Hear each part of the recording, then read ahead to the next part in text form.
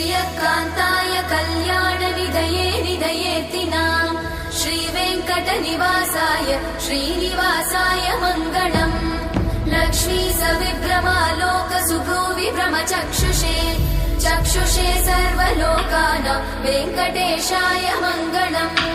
श्रीवेङ्कटाद्रिशृङ्गाग्रमङ्गलाभरणाङ्गये मङ्गलानां निवासाय श्रीनिवासाय मङ्गलम्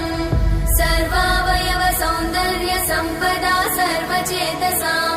सदा सम्मोहनायास्तु वेङ्कटेशाय मङ्गलम् नित्याय निरवध्याय सत्यानन्दचिदात्मने सर्वान्तरात्मने श्रीमद् वेङ्कटेशाय मङ्गलम् स्वतः सर्वविदे सर्वशक्तये सर्वशेषिने